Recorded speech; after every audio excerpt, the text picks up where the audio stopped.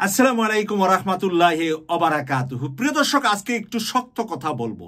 ভারতীয় এক দালাল সাংবাদিক, তার নাম মাসুদ কামাল, তাকে এখন আর আপনারা ছেড়ে দিলে হবে না।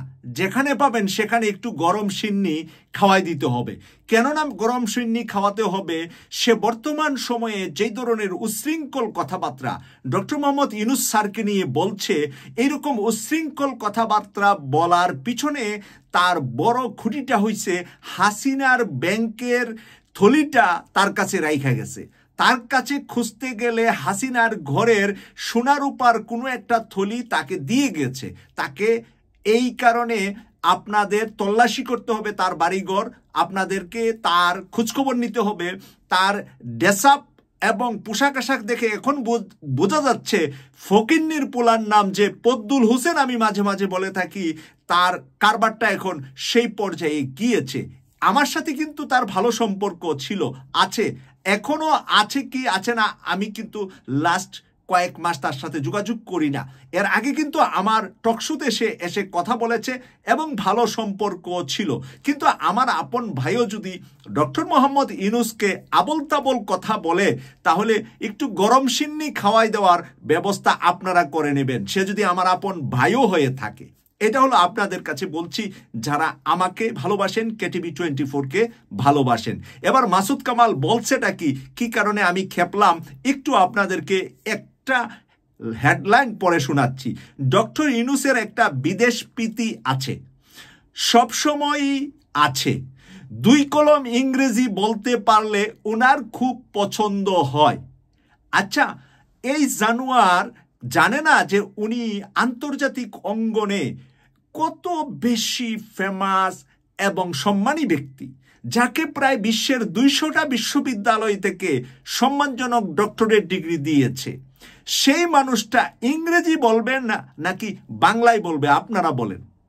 ওনার কি দোষ ওনার ইংরেজি বলা? উনি বাংলা আর ইংরেজি ছাড়া অন্য কোনো ভাষায় কি কথা বলে?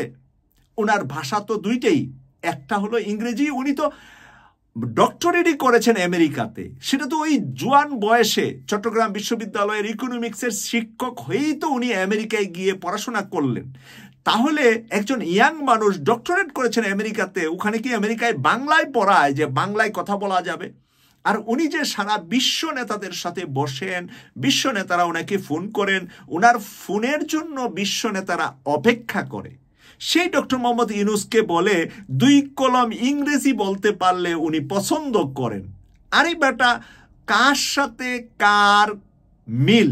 বা তুমি মাসুদ কামাল বাংলাদেশে বাংলা সাংবাদিক আছো, বাংলায় লেখালেখি করো, বাংলায় কথা বলো, এতে তো আমাদের কোনো আপত্তি ছিল না, বা আমাদের কোনো আপত্তিও নাই। একজন প্রগতিশীল সাংবাদিক, তুমি ইসলাম মানো কি মানো না, তোমার মতন বহু সাংবাদিক আছে পশ্চিম দিকে আচারও খায় না।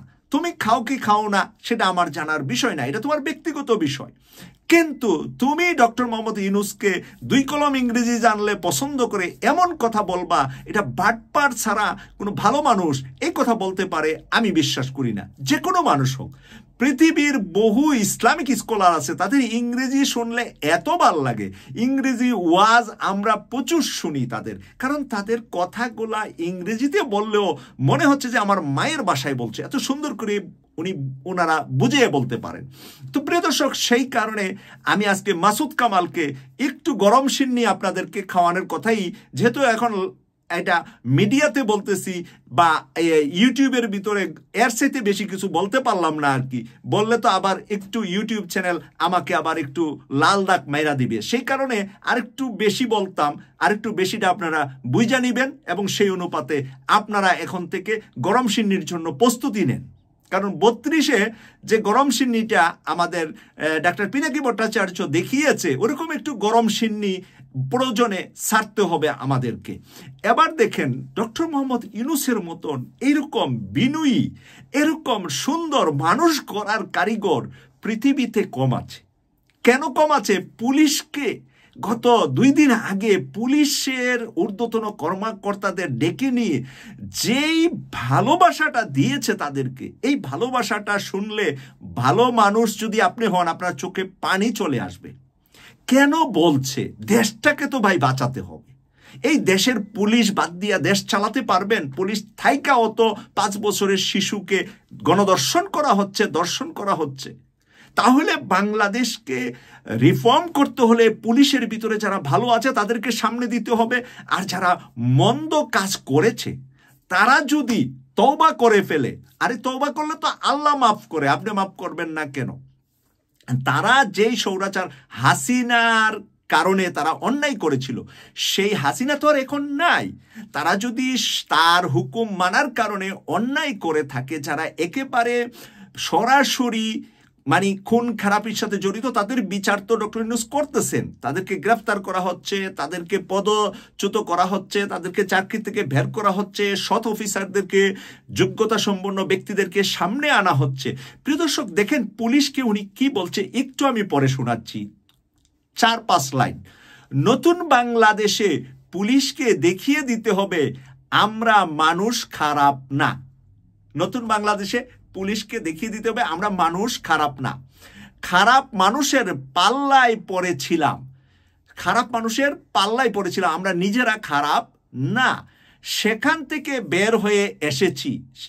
পুলিশ হব বন্ধু, পুলিশ হব জনতার বন্ধু। এখন দেখেন পুলিশ মায়ের খা মানুষের কাছে কিচ্ছু করে না, মানুষকে লাঠি দিয়া বেড়ায় বাড়ি দেয়, মানুষের উপরে বাড়ি দেয় না, মানুষকে একটু ভয় দেখায়া বিশৃঙ্খলা কইরা মানে ছুটানোর জন্য চেষ্টা করে।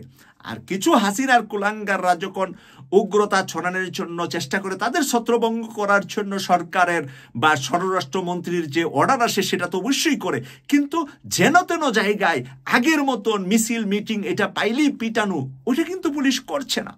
প্রিয় দর্শক, এখানে লেখছে কারণ আমি আইনের পক্ষের মানুষ, পুলিশ হব বন্ধু কারণ আমি আইনের পক্ষের মানুষ। এই ইমেজটা যদি প্রতিষ্ঠিত করতে পারি, মানুষ অতীতের সব কথা ভুলে যাবে। প্রিয় দর্শক, এই ইমেজটা যদি তারা তৈরি করতে পারে, মানুষ অতীতের সব কথা ভুলে যাবে। তাছাড়া উনি যে বিশ্লেষণটা তাদেরকে করেছে, ভিডিওটা যে আমি শুনেছি, সেখানে এত সুন্দর মায়াবী কথা তাদেরকে বলেছে, এবং তাদেরকে দেশ করার জন্য, দেশপ্রেমের জন্য, এবং ওখানে থেকে অনেক পুলিশের চোখের পানি পড়ে গিয়েছে। আমি যা সংবাদ পেয়েছি যে ওনার কথা শুনে, যে এত অন্যায় জুলুম হাসিনার অর্ডার মেনে আমরা করেছি, আর আজকে উনি কি মায়া মমতা দিয়ে আমাদেরকে উৎসাহ দিয়ে মানুষের কাজ করার জন্য, মানুষের কল্যাণের জন্য উনি বলছেন। প্রিয় দর্শক, এই মানুষটাকে যদি বলে 2 কলম ইংরেজি জানলে উনি পছন্দ করেন, আর না জানলে কম পছন্দ করেন, এই সমস্ত ফালতু কথা শুধুমাত্র মূর্খ মানুষরা বলতে পারে। কিন্তু এর মতন একজন সাংবাদিক কি করে এই ধরনের কথা বলে? বাংলাদেশের 54 বছর বয়সে, 54 বছর বাংলাদেশের বয়স, আর ডক্টর মোহাম্মদ ইউনূসের 84 বয়স শেষ করে এখন 85-তে যাচ্ছে। উনার মতন একজন বিজ্ঞ, পণ্ডিত, শিক্ষিত, মার্জিত, মেধাবী এই পর্যন্ত গত 7 মাসে একটা কথা হাসিনা ছাড়া, আওয়ামী লীগ ছাড়া আর কোনো মানুষকে, কোনো একটা দলকে, কোনো একটা রাজনৈতিক দলকে একটা কটু কথা উনি বলেছেন?